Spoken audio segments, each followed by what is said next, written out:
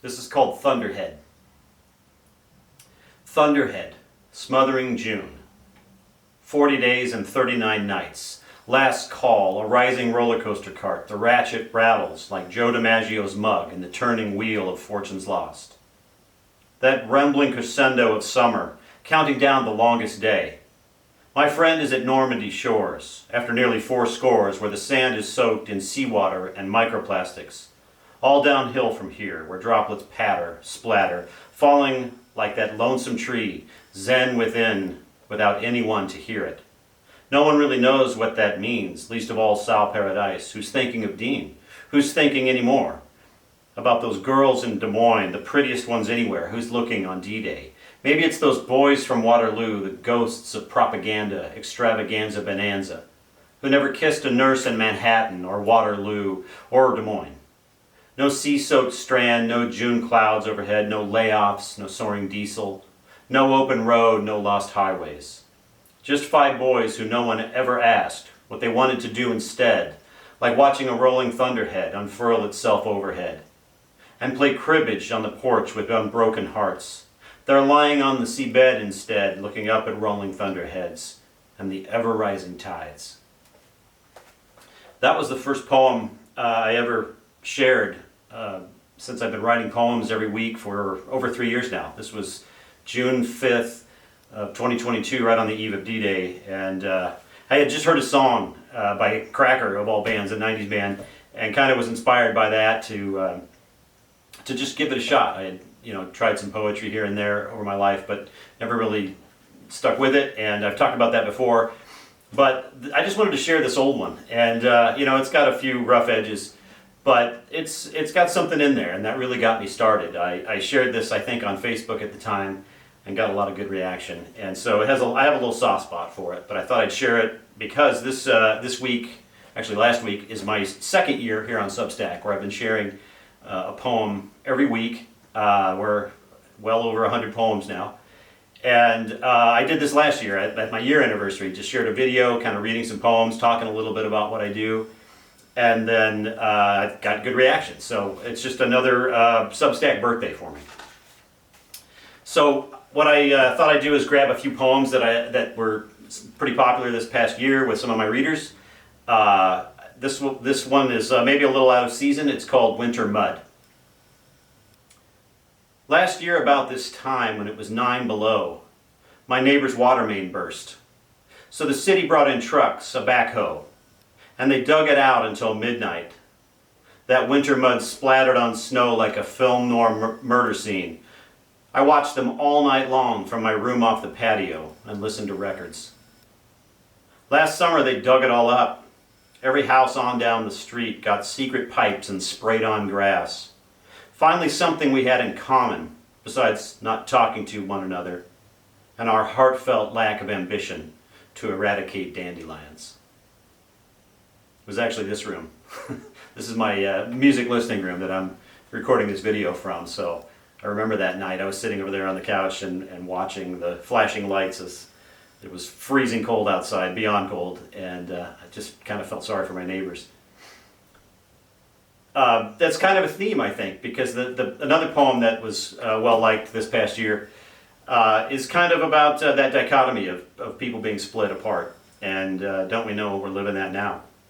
So this one came a little bit later in the year, but it's called Twin Cities. By night the city is one, its streets cross-stitched, gray and lonely.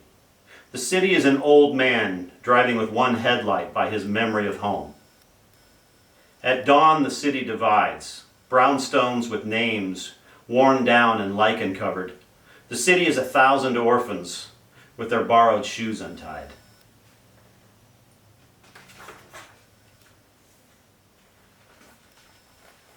Here's another one. I seem to have bunched them up. They're all about the same time of year. This was back in January and February. These poems mostly came from, maybe a little before that too. This one, I'll just let speak for itself. It's called Goodbye, Orion. I've been eating sticks and stones, underground. Heavy air, old earth, settled dust. the voice of thunder coming back, choosing prey.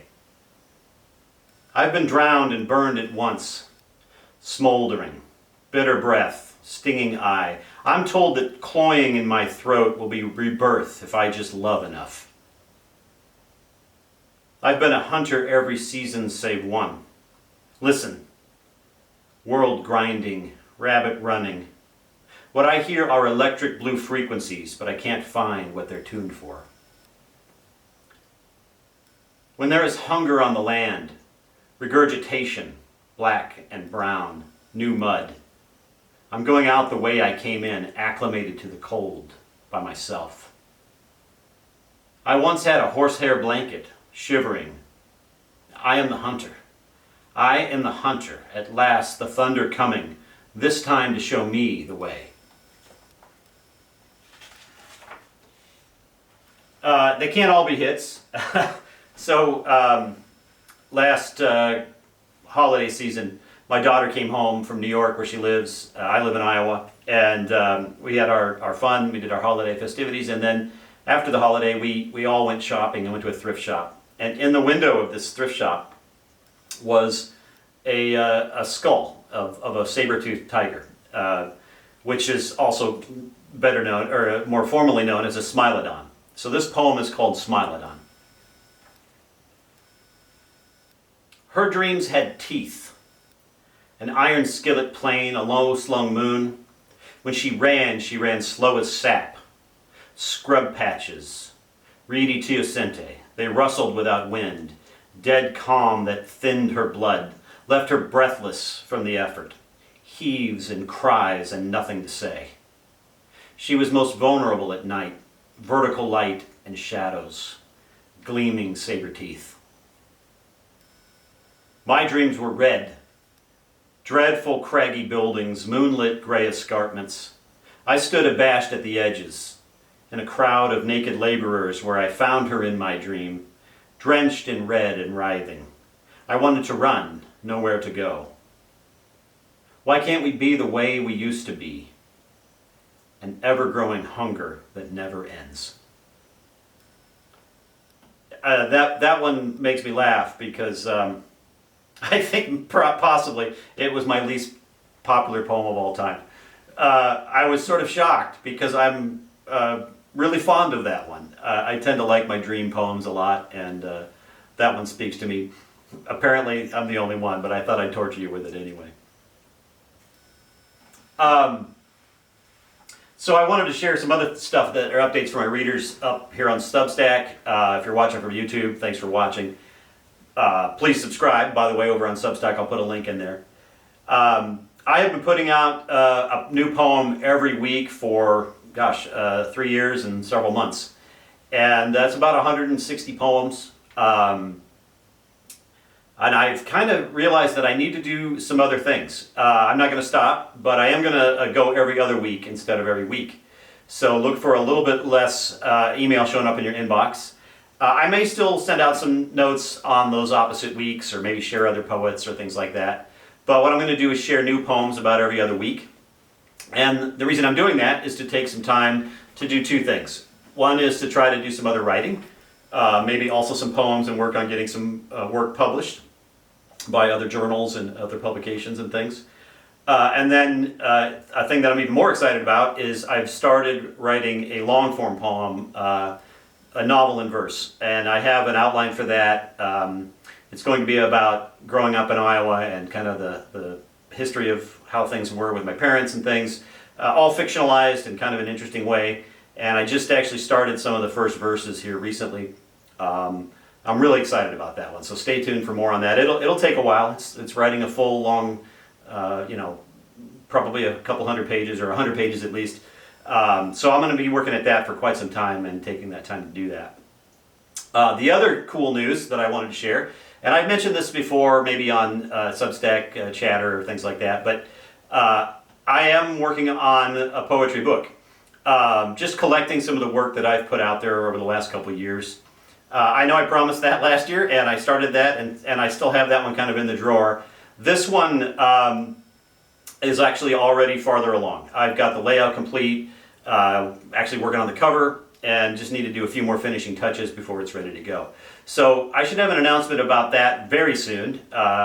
Trying to get that out the door here shortly, and then working on some things to get it promoted soon. So that one has kind of an identifiable theme. It's about being on the edges of the West out here in the Midwest on the prairie. And it all started with a poem that I wrote last year about this time. It was in the fall, a little bit later, I guess. And the craziest thing happened. I was doing my thing every week like I do. I often write on Sundays. And I was stuck one day, trying to think, what am I going to write about? And I'm a news junkie, so I was reading the news. And I was looking at the local news, and this tragic story that probably most people don't even remember happened. There was a barn here in the edge of town in Des Moines that had several horses in it, and the barn caught fire and the horses perished. I just heard that. It was just a little news blurb, not very long, and it just stuck with me. I just thought that was awful. Anyway, that kind of started this recognition that I had some kind of Western themes in my writing, and kind of was trying to work through that. I've since collected about 30 poems that I've worked on, many of which you've seen, but revising them a bit and then putting them into a new collection that is going to be called Burning Horses. So this is called Burning Horses. They couldn't reach the horses. Hear them, yes, consumed in smoke, their shrieking children cries. You can imagine their desire to run across the prairie, a way illuminated from behind, to flee from their possessors, somewhere quiet and long to be forgotten. The week I wrote that poem and shared it with everybody on Substack, I was laid off at my job. So it was kind of a fitting prescience, I guess. I kind of identified with those horses in an odd sort of way. Since then, I spent the winter kind of in cabin fever, job hunting and doing all that. It was fine. I'm doing great. I have a new job now. But it was kind of a life lesson and kind of a hard look at middle age and realizing what's this all about, which is kind of where some of the new work that I described earlier is going to come from. So, as always, thanks for reading my poems. Please keep at it. I'll keep sharing them with you, and I really appreciate it. I think I've got a little over 350 subscribers now, so I appreciate all of you, and I hope to see more of you coming. So thanks a lot.